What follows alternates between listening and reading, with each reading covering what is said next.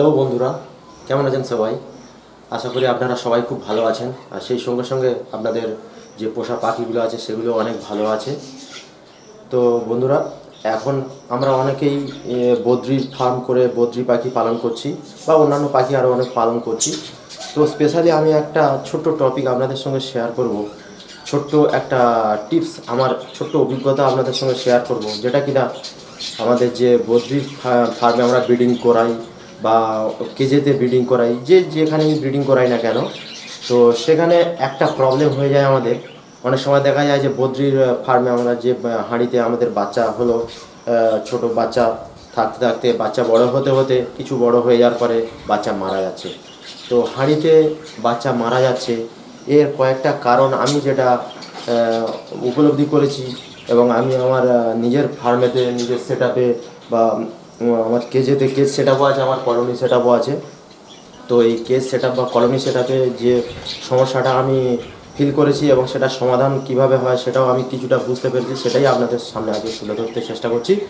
আপনারা ভিডিওটা দেখুন, আর যদি চ্যানেলে নতুন হয়ে থাকেন তাহলে কাইন্ডলি চ্যানেলটা সাবস্ক্রাইব করবেন। তার কারণ পাখির বিষয়ক বিভিন্ন রকম টিপস পেতে আমার এই চ্যানেলটিকে ফলো করবেন। আশা করি আপনাদের কিছুটা হলেও কাজে আসবে। তো প্রথমে বলি যে হাঁড়িতে বাচ্চা মারা যায়, বাচ্চা অনেকটা বড় বড় হয়ে যাওয়ার পরেও বাচ্চা মারা যায়। তো কী কারণে মারা যায়? প্রথমত হচ্ছে, দেখবেন বদ্রির বাচ্চা প্রত্যেক দিনই একটা দুটো করে বাচ্চা ডিম ডিম ফোটে, বাচ্চা বের হয়। তো সেই সিস্টেম অনুযায়ী দেখা যায় অনেক সময় যে একটা বাচ্চা হলো, তার 3 দিন পরে আর একটা বাচ্চা হচ্ছে। তো সেক্ষেত্রে দেখা যায় প্রথমে যে বাচ্চাটা হলো সেটা অনেকটা বড় হয়ে যায়, এবং সেই বাচ্চাটা অনেকটা বড় হয়ে যাওয়ার পরে ছোটো বাচ্চা তার সঙ্গে চাপাচাপিতে অনেক সময় মারা যেতে পারে, বা সেই বড় বাচ্চাটা দেখা যাচ্ছে খাবার যখন তার পেরেন্টসরা খাবার খাওয়াতে যায় তখন সেই বড় বাচ্চারা তাড়াহুড়ো করে খেয়ে নেয়, ফলে ছোটো বাচ্চাটার খাবার খাওয়া হয় না, অনেক সময় না, তার জন্য মারা যেতে পারে, হয়ে যাবে আবার। তো সেই কারণে ওই বড় বাচ্চার চাপাচাপিতে যাতে ছোটো বাচ্চা মারা না যায়, সেই জন্যে বাচ্চা কিছুটা বড় হয়ে গেলে ছোটো বাচ্চাগুলো হাঁড়িতে রাখবেন এবং বড় বাচ্চাগুলো একটু নিচে নামিয়ে দেবেন। দেখবেন নিচেতেও ওদের পেরেন্টসরা ওদেরকে খাওয়াচ্ছে, আর হাঁড়িতে তো অবশ্যই তার পেরেন্টসরা খাওয়াবেই। খাওয়া হলে আবার সন্ধ্যার দিকে আবার সেই সমস্ত বাচ্চাগুলোকে আবার একই হাঁড়িতে দিয়ে দিতে পারেন, অসুবিধা নেই। আবার মর্নিংয়ে আবার নামিয়ে দেবেন। এমনভাবে ফলো করে 3 থেকে 4 দিন করলে ছোটো বাচ্চাগুলো অনেকটা বড় হয়ে যাবে এবং তাদের চাপেতে আর মারা যাবে না। আবার অনেক সময় দেখা যায় যে হাঁড়িতে আমরা ব্রিডিং করানোর সময় যে যখন আপনার চিক্স মানে ডিম ফেটে বাচ্চা হচ্ছে, তখনও আমরা কি করছি না, খাবারের জলের সঙ্গে আমরা ভিটামিন ইউজ করছি বেশি পরিমাণে, অনেক সময় ইউজ করে ফেলি। এই ভিটামিন অনেক সময় বেশি ইউজ করার জন্য বাচ্চারা সেই ভিটামিনটা অ্যাবজর্ব করতে পারেন তাদের শরীরে, সেই কারণে অনেক সময় মারা যেতে পারে। আর তৃতীয়ত কারণ হচ্ছে যে হাঁড়ির সাইজ ছোট হয়। হাঁড়ির যে আমরা বদ্রিতে যে হাঁড়ি দিই, অনেক সময় দেখা আমরা অনেকে কী করি, ফিঞ্চের যে ছোট হাঁড়ি, সেই ছোট হাঁড়ি বদ্রির কেজের মধ্যে দিয়ে দিচ্ছি, তাতে ব্রিডিং করাচ্ছি। এবারে একটা পাখি দেখা যাচ্ছে 6 থেকে 7টা ডিম পাড়ছে, এবং 6 থেকে 7টা ডিম পাড়ার পরে সে কী করছে, যখন ডিমগুলো ফাটেল হয়ে যখন বাচ্চা হচ্ছে, দেখা যাচ্ছে 7টা বাচ্চা চাপাচাপি করে সেখানে মারা যেতে পারে। 4 নম্বর হচ্ছে যে অনেক সময় দেখা যায় যে আমরা খাবার যেটা ইউজ করি, পাখির কেজেতে যে খাবারটা দিয়ে থাকি, সেই খাবারটা দেখা যাচ্ছে অনেক সময় সফট ফুড দিই আমরা। সফট ফুডে অনেক সময় চিড়ে বা এই জাতীয় সফট জাতীয় খাবার দিয়ে থাকি।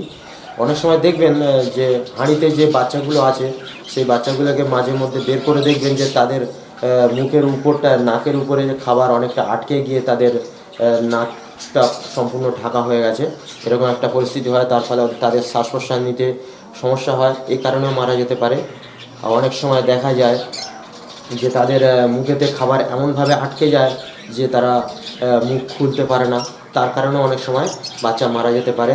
এছাড়া বেশি পরিমাণে যদি আমরা শাক পাতা দিই কেজেতে, যখন বাচ্চা হলো তখন আমরা যদি সফট ফুড ইউজ করি বা অন্যান্য শাক পাতা বেশি পরিমাণে ইউজ করি, সেই শাক পাতায় ওভার প্রোটিন, ওভার ভিটামিন থাকার জন্য শাক পাতা অনেক সময় তাদের ডাইজেস্টের সমস্যার জন্য অনেক সময় বাচ্চা মারা যেতে পারে। আরও একটা কারণ হচ্ছে যে বাচ্চা মারা যাওয়ার, যে দেখা যায় একটা কেজেতে আপনি হয়তো 5 পেয়ার পাখি রেখেছেন, বা কলোনিতে যদি হয় এটাই সমস্যাটা আরও বেশি হয়।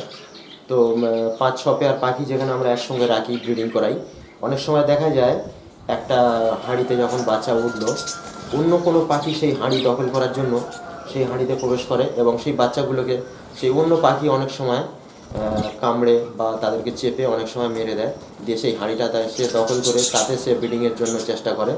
তো এই সমস্ত যে পাখিগুলো আছে তাদেরকে আপনাদেরকে আইডেন্টিফাই করতে হবে, করে সেই কেস থেকে তাদেরকে আলাদা সেট আপে দিতে হবে, সিঙ্গেল সেট আপে।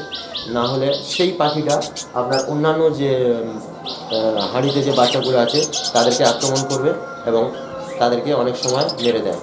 এই একটা ভাইটাল কারণ আছে, এটা খেয়াল। অনেক সময় দেখা যায় যে ছোট বাচ্চার ডাইজেস্টের সমস্যার জন্য অনেক সময় সে বাচ্চা মারা যায় হাঁড়িতে। তো এই ডাইজেস্টের সমস্যা যাতে না হয় সেই জন্য আপনাদের জন্য আমি একটা ওষুধ রেকমেন্ড করছি, সেটা হচ্ছে নিও15 বলে একটা মেডিসিন। আপনারা যে কোনো হিউম্যান মেডিকেল স্টোরে যেখানে ওষুধ পাওয়া যায় সেখানে গিয়ে বলবেন যে নিও15। তো এই নিও15 সেখান থেকে নিয়ে আসবেন এবং এই নিও15 জলের সঙ্গে ফার্স্ট মর্নিংয়ে সকালে 2 থেকে 3 ফোঁটা ছোটো বাটি জলেতে দিয়ে দেবেন। এই ওষুধটা কী কাজ করে, যে অনেক সময় দেখা যায় যে ডাইজেস্টের যে সমস্যাটা হয়, তো এই ছোটো বাচ্চাগুলো যখন তাদের পেরেন্টসরা সেই জলটা খাবে এবং সেই বাচ্চাগুলোকে যখন খাওয়াবে তখন তার পেটে ডাইজেস্টে কোনো রকম সমস্যা আসবে না, আর তার ফলে পাখির স্বাস্থ্য ভালো থাকবে এবং তাদের খিদে হবে এবং তারা বেশি পরিমাণে খাবার খেতে পারবে এবং সুস্থও থাকবে এবং তাদের পেটের কোনো রকম সমস্যা হবে না। তো এই যে কয়েকটা কারণ আমি বললাম, আমি নিজে উপলব্ধি করেছি এই সমস্যাগুলো আমার আগে কলোনিতে হতো বা আমার ওই সেটআপের যে কেজ আছে সেখানেও হতো। তো আমি অনেক চিন্তা করে এই সমস্যাগুলো ফেস করতে দেখতে এই অভিজ্ঞতাটুকু সঞ্চয় করেছি যে সমস্যাগুলোর জন্য এই জিনিসগুলো যেগুলো বললাম এইগুলো খেয়াল রাখলে অবশ্যই আপনারা সাকসেসফুল ব্রিডার হতে পারবেন এবং কোনো বাচ্চা আপনার হাঁড়িতে মারা যাবে না। যদি 6টা বাচ্চা ওঠে তো 6টাই বাঁচবে, 5টা বাচ্চা উঠলে 5টাই বাঁচবে।